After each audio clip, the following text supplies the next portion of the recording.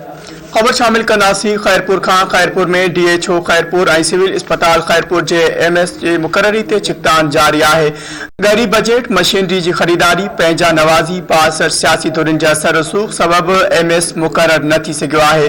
अॻूणे DHO doctor Mohammad Hasan Abro जी retirement बैदि doctor Mohammad बाकिर जतोई खे DHO मुक़रर कयो वियो हो, जंहिंखे DDO पावर न ॾिना विया हुआ। जॾहिं त 3 कलाकनि बैदि वरी डॉक्टर तस्लीम खमीसानी खे DHO मुक़रर कयो वियो। ॿिए तरफ़ सिविल अस्पताल खैरपुर जे MS जे सेट लाइ पिण म्यूज़िक चेयर वारी रांदि जारी आहे। जॾहिं त डॉक्टर ज़ाहिदा परवीन खे सिविल अस्पताल जे MS जा DDOs इख्तियार ॾिना विया आहिनि।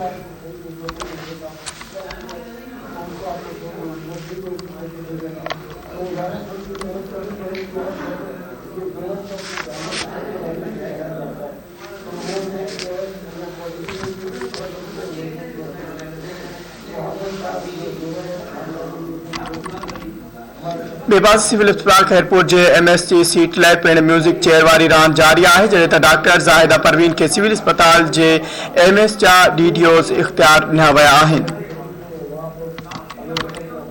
अॻूणे DHO डॉक्टर मोहम्मद हसन अबड़ो जी रिटायरमेंट बैदि डॉक्टर मोहम्मद बाकिर जतोई खे DHO मुक़रर कयो वियो हो, जंहिंखे DDO पावर्स न ॾिना विया हुआ। जॾहिं त 3 कलाकनि बैदि वरी डॉक्टर तस्लीम खमीसानी खे DHO मुक़रर कयो वियो आहे।